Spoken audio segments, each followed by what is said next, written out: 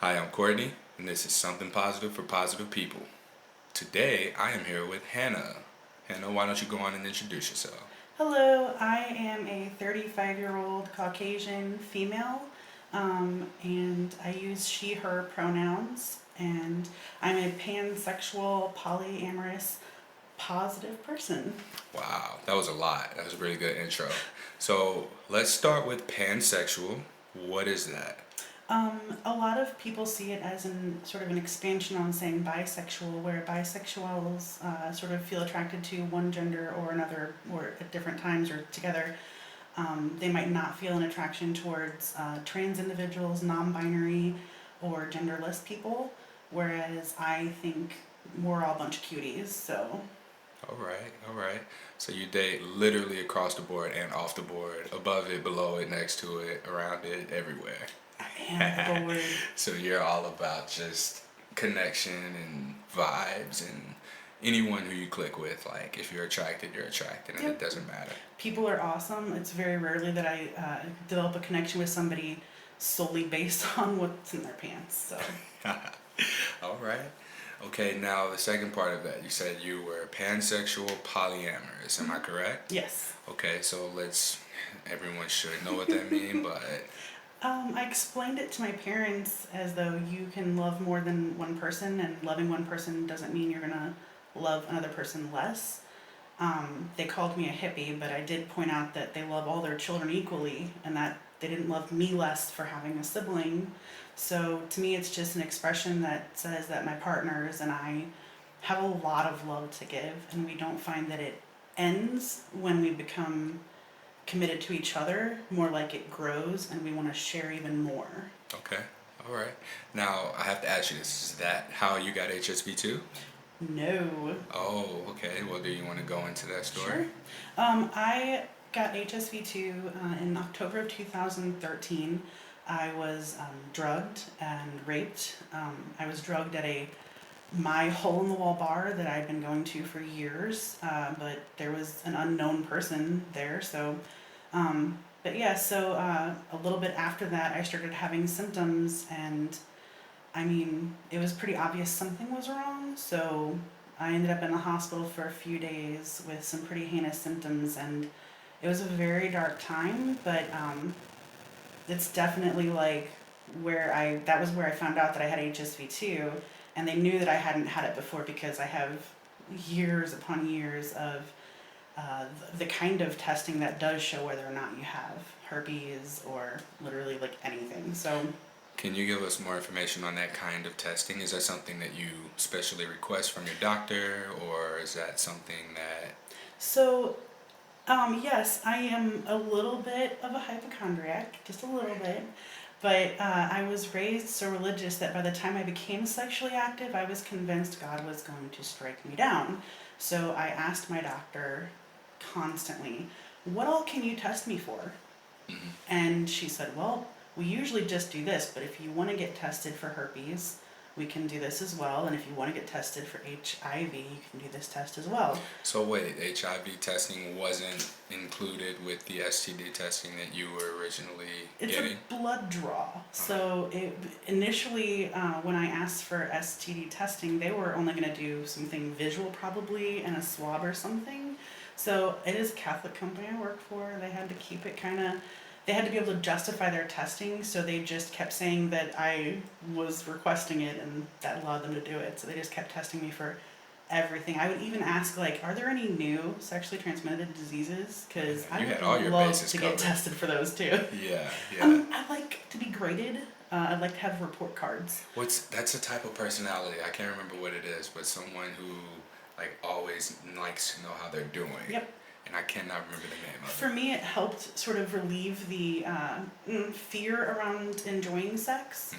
Hmm. and engaging in it, honestly. I mean, I didn't want to, not be able to enjoy relationships with people, but I needed to know what I was bringing to the table. Okay, okay, and that's really important as well for someone like you who's very, very safe about how their body is. There's a mosquito in here. There's two mosquitoes in here, so bear with me. Maybe we should edit that out, but yeah, I'll take care of them. Don't worry about it. If you hear a few loud thumps in here, I did not hit Hannah. I just smacked some mosquitoes. That's all it is. So, with the, what do we say? Oh, so you being pansexual and polyamorous, to you, your health was very important, especially for your partners as well, right? So you want to touch on that a little bit? Well, yeah, I actually, at the time when I was given HSV2, I wasn't poly at that time. I was in an exclusive relationship. But a little bit after getting involved in the kink community, I stopped trying to fit inside of vanilla relationship roles and became more open in how I dated and engaged people. So to me, talking about testing was something that became a big focus.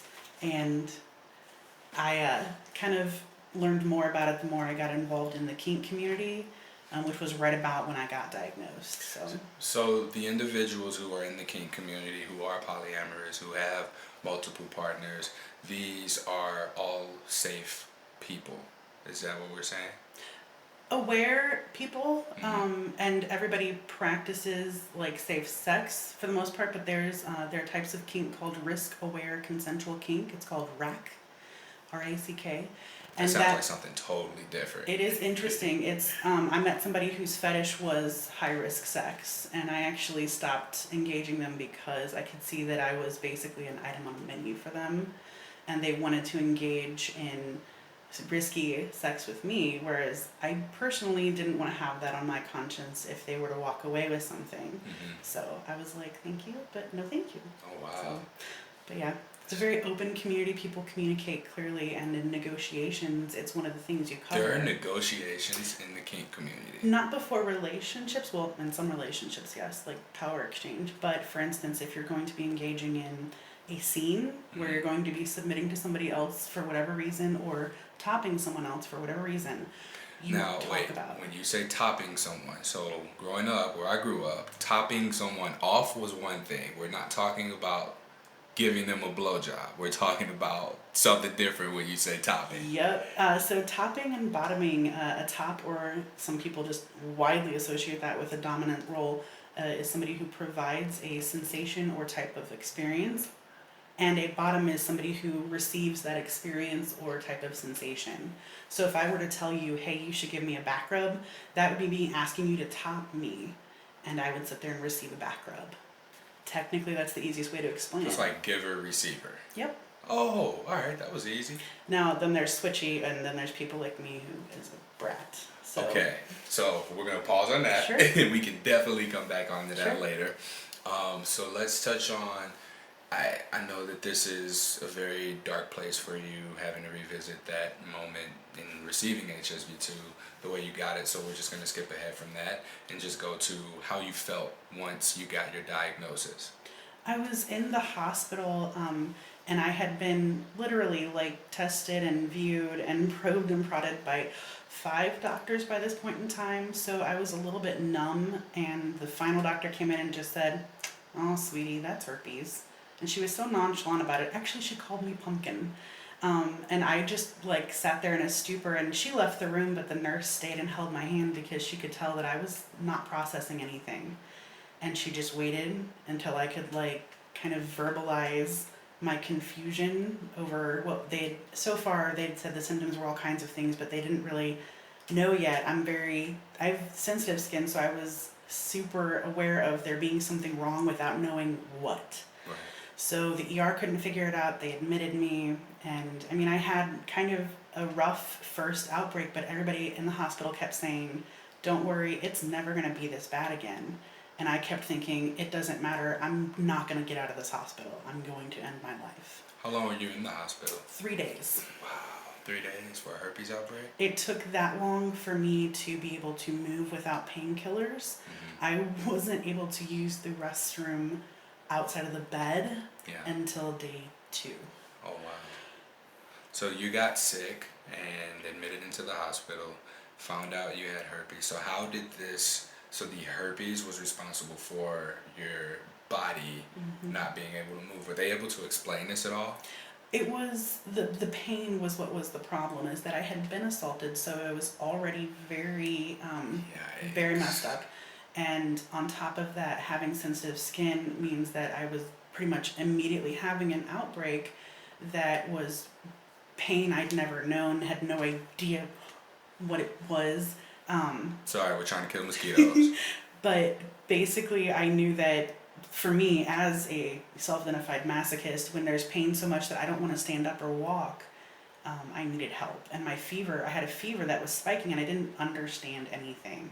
So we went to the ER and explained what had been going down recently, and they were trying to figure it out. But one CT scan led to another, sort of test, and it took them a little while, but even though they figured it out within the first day what was going on, they kept me because I was so sort of shaken up by it. Some part of me thinks they kind of could tell that I was not emotionally ready to be on my own yet.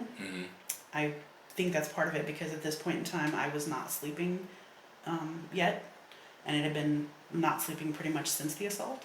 Okay. So I feel like the hospital kept me because they most likely could tell that I was in a little bit of danger. Okay. So the treatment for your emotional distress, your assault that led to the emotional distress was you staying in the hospital. Were you given any counseling? Was there any sort of guidance from there, or what? Not really. Every doctor that came to visit me kept giving me the same smile and saying, "It's just herpes." And all I could think was, "Fuck you."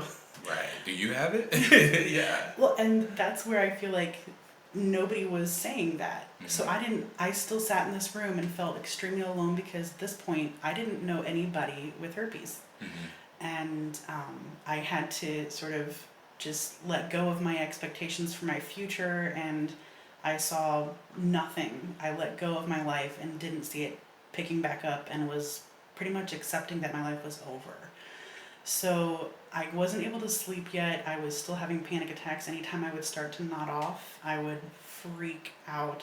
So they were able to, first of all, get me Ambien, get me to go to sleep, and then they were I couldn't use the bathroom on my own. It was excruciating. So they kept me drugged up. They kept me able to function until my body was actually healed to the point where I could function. And then I promptly moved in with my partner immediately after getting discharged. Oh, so okay, you were in a relationship when this happened. Yes. How did your partner take the news? He's the one who recognized that I had been raped. I woke up in pain and didn't understand it, but I talked to him and said, I feel like I had sex last night, but I didn't have sex last night. I don't think I did. And the more we talked, the more he would ask questions, and finally, we discussed this other person I'd been talking to, and he was like, "Well, do you think he might have raped you?" And the second he said those words, I've learned to call them like emotional flashbacks. Thank you, therapy. But I was able to, like, bits of the lost time from the night before were coming back, and Oh no. it made sense. And I was devastated just having to say the word yes. I couldn't say the word rape. I say assault a lot of times. It's almost like a throwback to that guilt I felt around that word. And it took, honestly, years of therapy for me to get comfortable saying that wasn't even the first time I was raped. So my partner was extremely supportive, but it sort of broke something in him that was a dominant type. That changed our relationship significantly. He was not really sure how to handle things in our power exchange after that, which is fine. I'm a billion times happier. But at the time it was, oh, well, this is one more thing that I've broken. And Don't tell me he accused you, like made it seem it was your fault. nope, that's Okay, the that's exact good. opposite. But my religious upbringing and that lovely guilt that comes from growing up in a cult, it's a religious sort of just like it stays with you. This idea that, well, if you weren't at a bar, you might not have been. Well, guess what? You can play what if all night. My friend who was with me at the bar had trouble talking to me for months after because she felt so guilty the entire time, and all I saw was a friend who was distancing themselves because of what I'd been through. So So alone and guilt were the two emotions that you felt at this point in time. Yep. Wow. And your boyfriend tried to be supportive. Were you able to allow him to be supportive? Yes, and yet I kept saying that, if he would like to terminate our relationship, I would understand. When it did end, it wasn't for anything related to that, but it was hard, especially considering I was really struggling to, handle the trauma. I don't think the diagnosis itself would have been so life changing if it hadn't been tied directly to trauma. And I mean, trauma is tricky, and I'm very lucky in that my work was able to let me off for an extended period of time while I found a therapist locally, and there's a local group that provides free therapy to people who've experienced trauma. They're called Safe Connections. They're amazing. But that still took a month to get in. And so for this month solid, my sole focus was on staying alive. Yeah. So I watched the Harry Potter movies constantly. Love Harry Potter. The Lord of the Rings movies, the Star Wars movies. I even pulled out the Twilight movies. Oh, you have to get out of this. It's so Get out of embarrassing. So honestly, I'm a little bit of a cinephile, and having something that just took my brain elsewhere, even if it was to stupid vampires and, Those are not vampires. They sparkle in the daylight. They don't catch fire. It helped me, and I have an amazing group of friends who were right there. I'm a very open person, and even though I couldn't really talk about rape yet, I knew that I shouldn't feel bad talking about what happened. So I was open about my status with my friends. I was open about why I was in the hospital. And I actually, as soon as I was discharged, I moved in with my partner, but I also went to a rope bondage intensive that very weekend because I was determined not to let go of any part of my life that I didn't have to. Right. I already felt like I'd lost so much of it just because, I'm a sexual adventurer, and I was like, well, that's screwed up now, I can't do that again. But it really hasn't been that way, obviously, but at the time, that was part of what made the diagnosis so difficult, so I thought, well, no one's gonna want me now. And this is what goes through your head, and looking back, I laugh because that's the stigma talking, and it's not the actual silly skin condition. So the stigma had me so depressed and everything, but what it did was I immediately realized I needed to reach out for help. I knew that it was too much for me and that somebody else would know how to help me. So I at least had that, I guess, idea that there would be light at the end of the tunnel if I could just stay alive long enough to make it to a therapist. Yeah. So that started a wonderfully painful journey, but totally worth it. All right, so what was the painful journey of finding a therapist? Initially, I had to talk to a counselor who at least had me look up the symptoms of the drugs used to rape people, and that helped me at least acknowledge that I had been, in fact, drugged. But she wasn't really able to help with the trauma and the PTSD symptoms I was having, so I asked her to recommend someone specifically able to help me, and she hunted down and found numbers for me, and I had to call the YMCA, the WMCA, I guess, and eventually I got in touch with Safe Connections that specializes in this situation, people who have survived some sort of trauma, and they got back with me quickly, but they told me it would be a month wait to get into somebody, which is honestly, that was a month that I was off of work, watching ridiculous movies, and getting my feet back under me, so to speak. So I was okay with it, mainly because I at least had a timeline now. I had a date. At this date, I'll be able to see a face that will know more about what's going on with my mind and my body than I will. So it was really, I feel like I'm a very lucky person. I was matched with a therapist that I immediately got along with well. She was kink aware, so that that helped in that I wouldn't have to sit there and explain my weekends constantly and then be judged as a deviant. She could just help me focus on processing my trauma. And I initially said, I don't want to remember it. Please don't make me remember it. But towards the end of it, I just said, I want to be able to live a normal life again. If you think you can give me that, I'll make that my goal.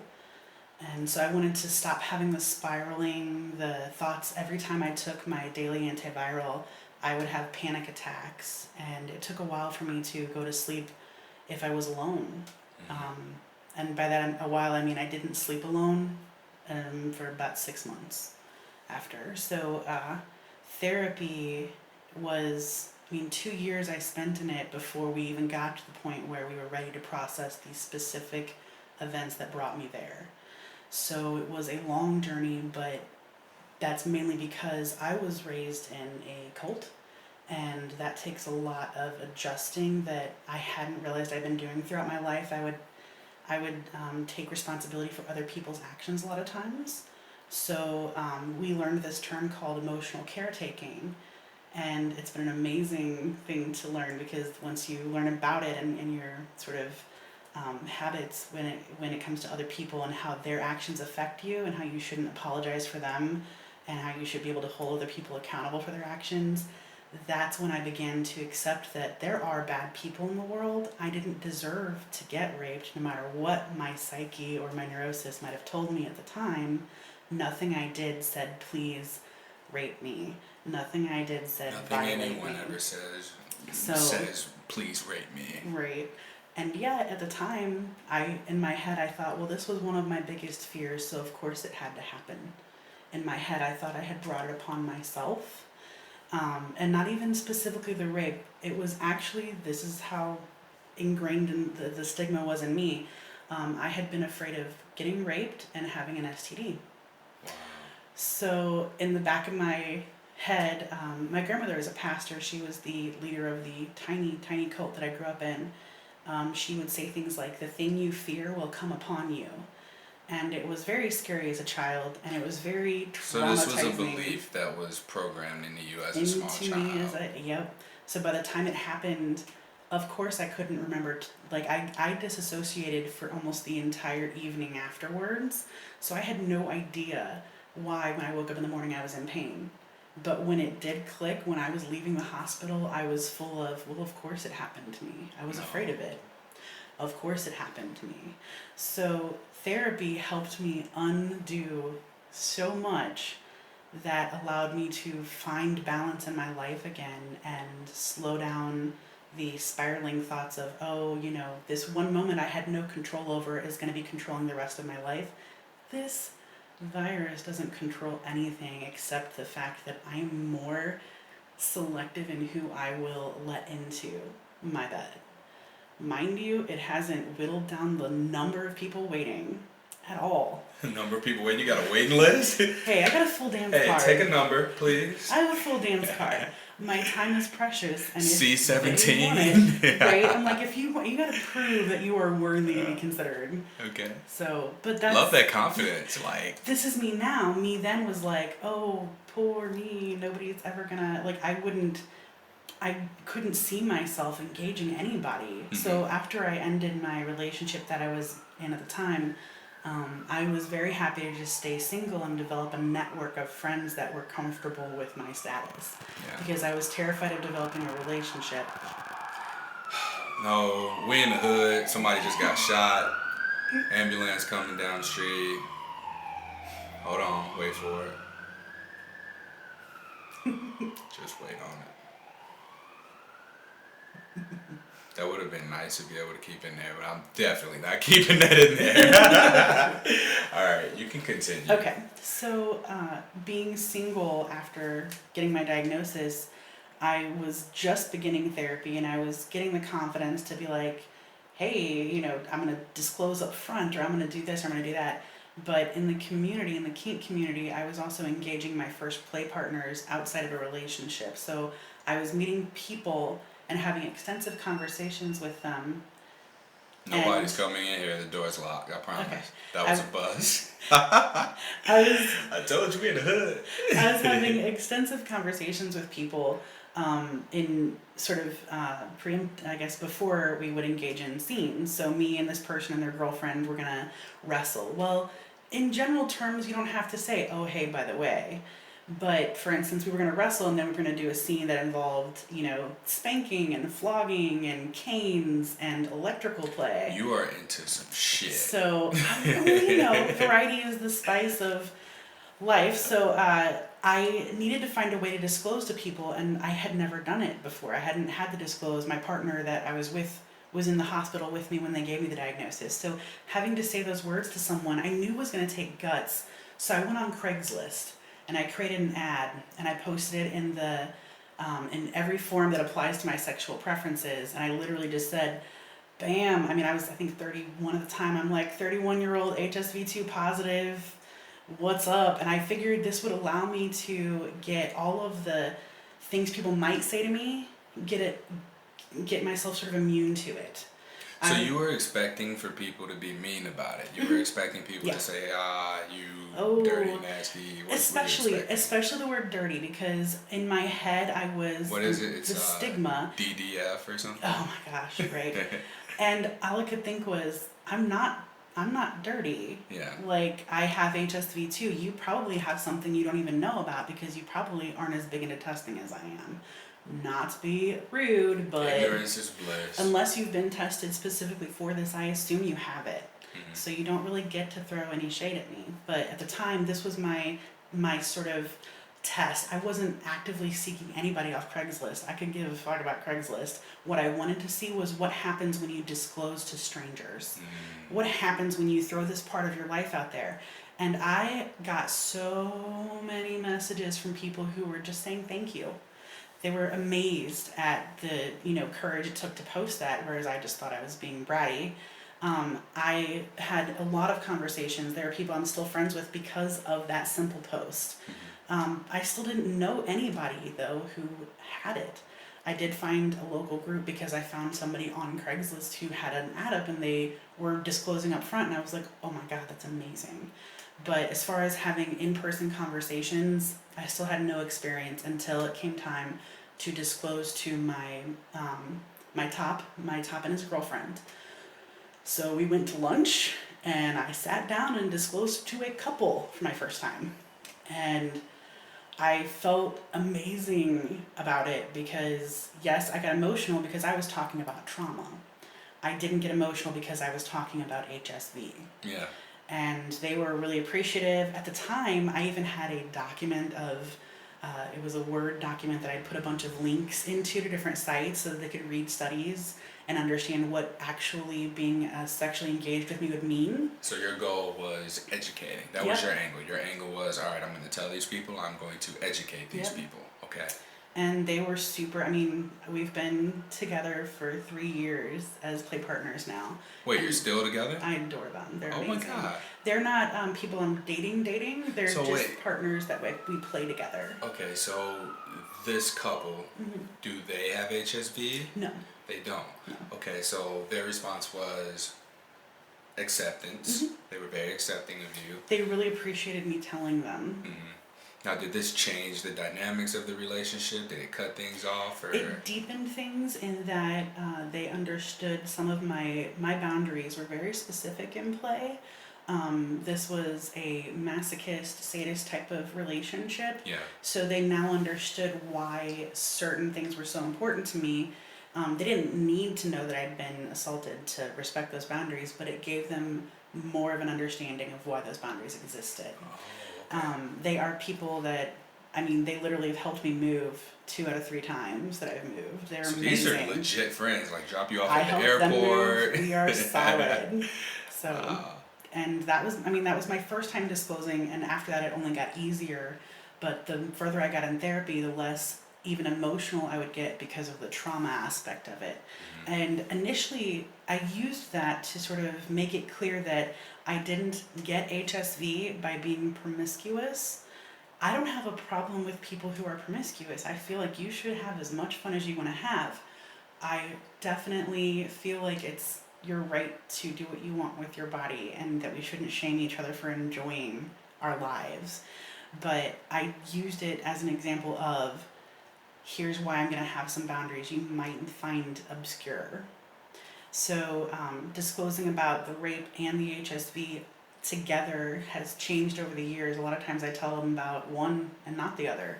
Obviously, I tell them about HSV, and I just, unless I'm going to be spending exorbitant amounts of time with them, I don't bother talking about my history. So, but disclosing in the community is so just nonchalant that it's just expected. And when I disclose to another person right there in the in the play space, I almost said dungeon. It's okay to say dungeon. It was in a dungeon. I was in a dungeon, all right? So I'm in a dungeon getting ready to get up on this little cross and get my butt beat. And I had to tell this guy that I had HSV too. And he goes, oh, cool. Well, I'll make sure and use this whip on you instead of that one, because this whip is for all my partners who have HSV, because he has a literal, like, string of partners. This dude has an HSV whip. Well, it's mainly the toy. If you are gonna be doing a whip scene, you're gonna get the end of the whip yourself. It's gonna be your toy from then on. Oh. So he was saying, I'm gonna use this end for you because these are the ones I'm gonna be giving these out tonight. What he was trying to say was, I've got 5 other people I'm playing with tonight who have some form of HSV. Mm-hmm. You're good. Okay.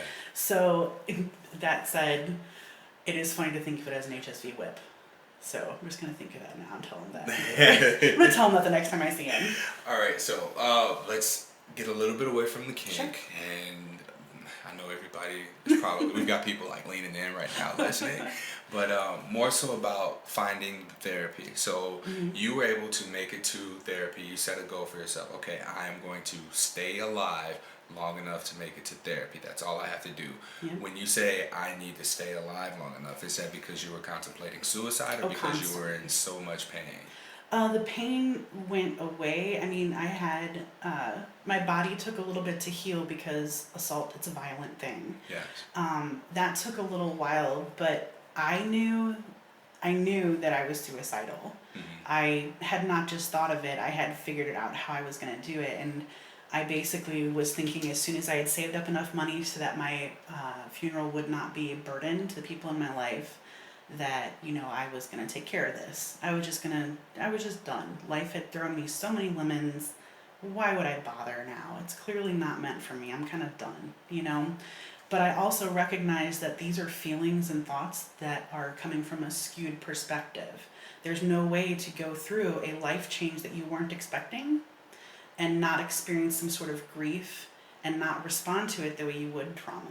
So even if it hadn't been through assault, an unasked for change in your life needs to be given a wide berth in your decision-making processes. You should accept that your perspective for a little while after this change that you did not ask for or weren't aware of or weren't looking at, you didn't know it was coming, it's just there. You need to realize that shifts your perspective. And I had to level out. So I knew that I was nowhere near my normal logical self. And I knew that if I could just keep going until I got to a therapist and established therapy visits, that I knew I would be okay in the long run, even though at the time that felt like a joke. It felt like I was laughing and kind of being like, oh, well, just stay alive till therapy. And I figured if it didn't go well the first time, that I would just take care of it after that. And then I thought, oh, if it doesn't go well the second time. Oh, well, if it doesn't go... It took a while before I was actually no longer thinking about that and actually thinking, I can still have sex with people. I'm still allowed to have a sexual appetite. So there were just baby steps to the progression of realizing that you didn't need to stay in that dark place. You made it out of that dark place by having a metaphorical ladder. You'd see one rung, you'd reach up to the next rung, you'd reach up to the next rung, and then eventually you found yourself out and above that dark pit, and you could look back and say, oh shit, like, that's where I was? Haha, that's stupid, I'm not going back. By the end of therapy, which for me involved several different types of therapy, one was called EMDR, and it literally is reprocessing memories. So you're going to slowly live through this memory, and you're going to try and take different things away from it this time. So instead of looking at the situation I was in and thinking what I thought then, which was, I brought this on myself. I would go through this memory, we would stop, and we would focus on phrases like, I did the best I could. with what I had. So it's reframing the negative situation, looking for the neutral events there and reframing them in a positive manner.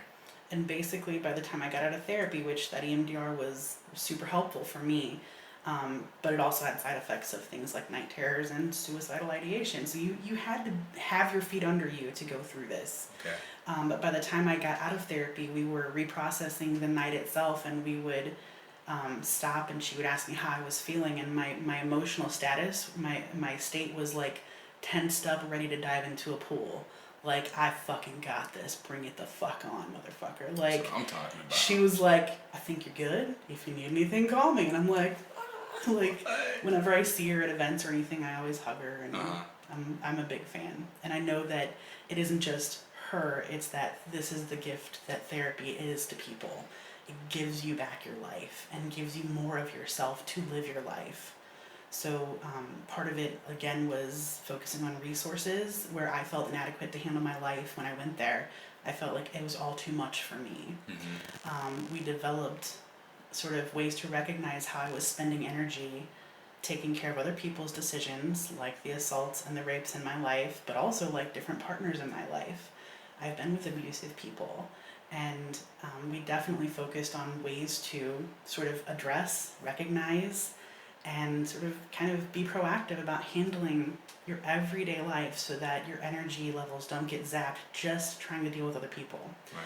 So I can't live my life the way it is and still have raging symptoms of PTSD. There's no room in it. There's no room in my life for that.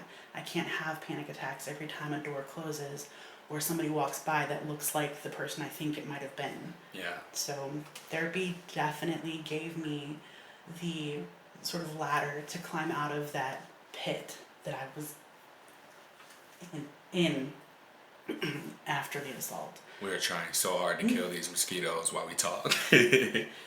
We're down to 3.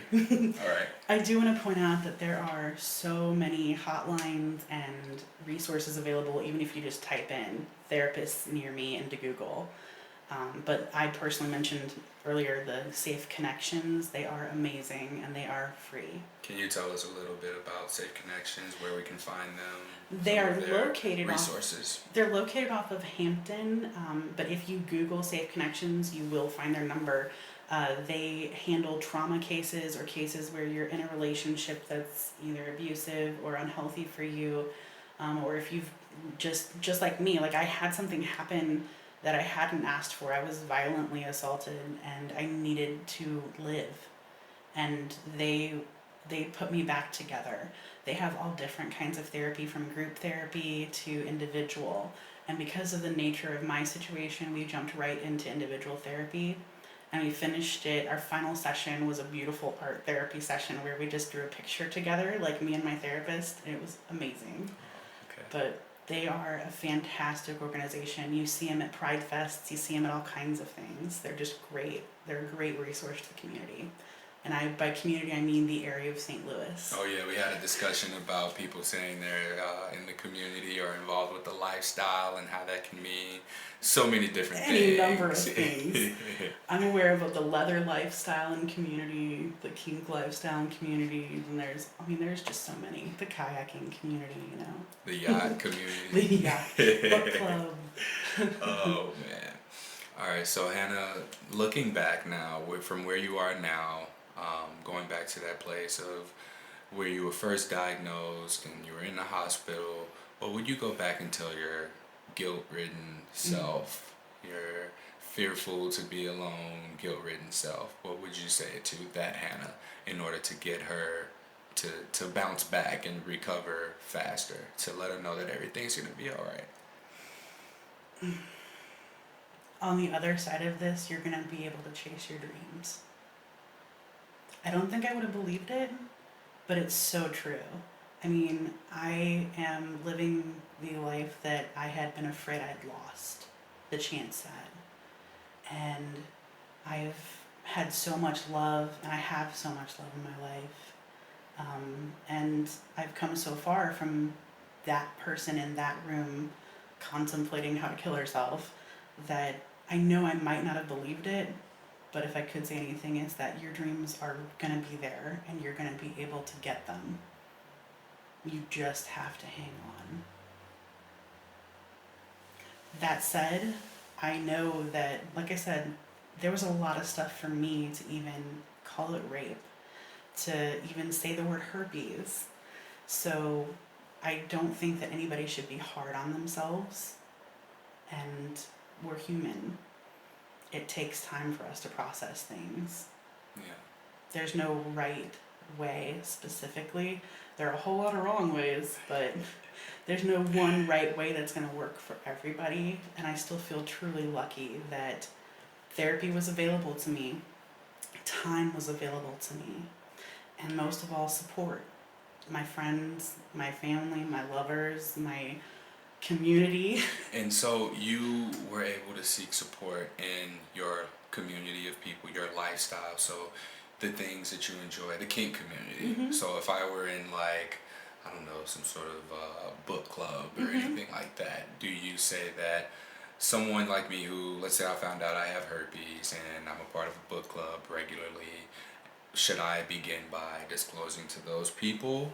If you see any of them as potential partners, it doesn't hurt to be open about it socially. For me, being open about it was directly tied to the physical activities I was going to be engaging with. So, not everything that I do in the kink community is sexual. Most of it isn't sexual, but I engage in rope. That means somebody is putting organic rope, like materials, on my body. And I want them to be aware that while I don't engage in this type of play if I'm having an outbreak, I do think they deserve to know what my body is bringing to the table. I actually get a laugh now because people are like, we already know, Hannah, it's on your page, you're fine. They're like, duh, shut up. Wait, what page is this? Oh, goodness. So, fetlife.com is a kink community social website. So, that's one of the places where I sort of realized there were kinksters who had HSV. There are groups for people who are HSV positive. There are groups for people who've survived trauma. And if the kink community has this, it's obvious that the quote-unquote vanilla community has this. So of course, finding a St. Louis group for people who are positive was amazing. I officially saw that there were people who also had this, and they were happy, fulfilled human beings enjoying their time together. It was amazing to me. But in the kink community, I disclosed constantly just because if I'm going to engage in any type of play, I want to be upfront about it. And I got really good at it to the point where I was just nonchalant. I have business cards. It isn't mentioned on there, but my references available is like, I tell my references. You have references? Oh, yeah. Wait, so you take this so seriously? I do. I do. I Okay. take consent seriously. Okay. And to me, that's what it comes down to is informed consent. Mm-hmm. If you're going to engage in anything, in which,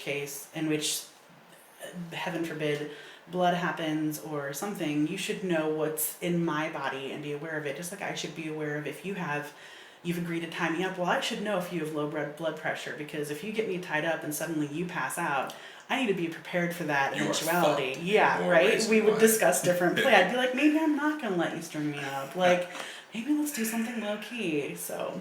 Okay. Well, shout out to FetLife. Next one you got to pay for. That one's free. So are there any other groups or any other steps that you recommend that anyone who's struggling with their diagnosis to take? Any other suggestions from you? The website I think is called projectaccept.org, ACCEPT.org. I feel like that was a great resource. I sent a lot of my partners there. It focuses on ending, they say curing herpes by educating, and it kind of fed my approach, which is unless you have recent tests, I assume you're positive, because so many people are and don't even know it. So one of my longtime partners, who is now an ex, he is somebody I disclosed to up front, but it wasn't until I had been together for years that it turns out he was also positive. He'd known the whole time and not told me. He had a difference. He had HSV1, But again, that's something that you should, I feel like, be upfront with people about. So I was a little bit surprised that somebody, I had trusted so much as to be vulnerable with them when we were just beginning the date, had not bothered to tell me, oh yeah, me too. But at the same time, I can't really control other people's actions, just how I let those affect me. So Yeah. I definitely think projectaccept.org is a great site. It was very helpful to just read numbers and statistics. I'm a very sort of clinical person about this stuff, so that You like report cards, oh man, as we already discussed. that couple that I negotiated with, I gave them percentages. I said, here's if we use condoms, here's if we don't use condoms, here's if it's just me and her, here's if it's just me and you, here's if it's the three of us. It's a little harder to figure out, but we'll just focus on. You just got to take the average. Right. We're like, let's make a pie chart, and yeah. I love how detailed you are with the how safe you are. It helps me get rid of the fear, because I think after I was just, able to let go of this stigma, I was like, well, I'm going to do what I can to not spread this, but I also don't want to be so fearful that I'm like, oh God, we hung out and now you need to use Germ-X on your hands. Oh. It helped me to dissolve the hypochondriac in me that wants to protect everyone in my life that I care about. Yeah. My partner right now is so funny because I disclosed to him again on my third date just to be sure that he remembered. And I remember him telling me, seriously, do you just not want to date me? I don't care. Like, he emphasized that he cared about the trauma, but that he could not give a fuck less if some skin condition existed that was hardly ever rearing its head. I'm a very lucky person. Not everybody is like that. I am lucky. I haven't had much of that. It has to do with the people you choose to have in your life. You have a very good picker, obviously, because you're around very open-minded people who are willing to educate themselves, and you're being very proactive in doing the educating. So it makes it a lot easier for them to say yes or no, because... And especially if you're so good at the negotiations. Well, on OkCupid, my profile was like an obstacle course. I basically was like, herpes was the least of the things that I disclosed on there. So if you made it through my profile, you knew about literally my STD status. You also knew about my top 10 kinks and whether or not I was going to be ever comfortable with certain types of fetishes. So I feel like our time is precious, and that we deserve to spend it with people who nourish us and feed our awesomeness, because we definitely feed theirs. Yeah. So it's kind of how I changed my dating approach after HSV was drastic and very effective. Oh my gosh, my dates got so much better. So much better. Oh my gosh, yeah. I feel bad when I hear about these people who, they wait to disclose, and that's fine, that's on them. That doesn't work for me. But they're connecting with somebody and they're like, oh gosh, what are they going to say when I tell them? And I'm like, seriously? If they're into you, they're going to be into you. Now, are these dates are these online dates, or are these dates that in you're person? meeting people? Yeah. You meet them online, or do you meet these people in person? From OkCupid was my profile at the time. All right, hey, OkCupid, you got to pay for the next one. OkCupid let me, literally, I put a list of words in there, and I was like, here's I have HSV too. If you aren't familiar, please Google it, because it's not my job to educate you. And then I was like, also, if you can't handle spanking, flogging, hair pulling, biting, HSV was the least normal? You had to put that on your profile? The things. Right? It got a little more colorful, but I'm trying to keep it a little PG here. So HSV was the least of the things that I was worried about. I was more interested in, are they going to be, compatible in real ways, not do they care about my skin condition. Mm-hmm. Because if they care enough about a skin condition not to get to the awesomeness that is me, then they're not for me anyways. Yeah. But so it really makes people look deeper than the surface level. You really get to know someone. A lot of people would message me just to say thank you. Again, just like with Craigslist, people were like, oh my gosh, it's so refreshing to see somebody else be open about this. I've been using a code word, or I've been using a number. And I'm like, what? There's a number that if you include it on your profile, it spells out herpes. I was like, I wouldn't have known that. I would have thought you were just having a keyboard fart or something. Yeah, I would have missed that. Right? I've been like, dude, don't let your cat make your dating profile. It's okay if you low key want to, do that kind of thing. It's just I wouldn't expect everybody to recognize it, I guess. Yeah. So it definitely put me in touch with a lot of people, even not locally, who were positive, but who didn't know how to handle it being single. So I had a lot of great conversations about how to effectively manage your time and not spend hours and months and on somebody who is not going to accept you as you are. Mm-hmm. So that's helpful. That's great. Hannah, this has been very awesome. Come here, give me a hug, girl. That was very great. I appreciate you taking the time to share your story and educate people based on your experience. I'm gonna get this out to you, and you can check it out before I upload it. Very cool. So this is the conclusion of Something Positive for Positive People, episode 2 with Hannah. I'm gonna listen to this and come up with some cool, funny, witty title to give it. We're gonna stay in here for a little bit at the end of the episode and just talk about some other things, or actually I can make that a bonus episode. We'll do that. But add me on Twitter and Instagram. Okay, so the handle looks like Han my chest, but it is actually H on my chest. I did my best to make it look like these were different words, but again, it's Han my chest. It's actually H on my chest. HONMYCHEST. And you can follow us on Twitter and Instagram under that handle for updates on the show. If there are going to be any different episodes that are going to be released outside of our normal frequency, which is going to currently be one time a month at the beginning of the month, the first Monday. This is like broadcast calendar stuff, which is easiest for me to go by, just given my own personal experience. Feel free to like, comment, share below the video. Someday the website's going to get done and we're going to have a better logo. I've gotten a lot of feedback from some of the listeners who were very, very helpful in giving me the confidence to start this podcast off. Hopefully I said less. I did that one on purpose. I am going to, like I said, fix the logo. We want to get the website up and running, and we want to put this in an audio format. Hannah's story was a little bit longer than we wanted, but there was a lot of great stuff there, and I hope that someone was able to get some value out of it. And if not, then hopefully you know someone who you can send this to and it'll help them out. But I appreciate every one of you for taking the time to listen and give me any of your feedback to help make this show something that helps people. And I'm all about that. Okay, Cupid, FetLife, y'all gotta pay for the next ones. So again, this is Something Positive for Positive People. I'm Courtney and Hannah. You can hit us with an outro. Say peace out. Thank you for listening and be safe. You want people to add you on Instagram, Facebook, follow you? Or? If you do have any need for FetLife guidance or anything, I'm on there as Hello Sweetie, but the L's are ones, so it's HE110 Sweetie. So you're He11 Oh Sweetie. Yep. Yep. All right. Well, thank you guys for listening. I really need to work on an outro.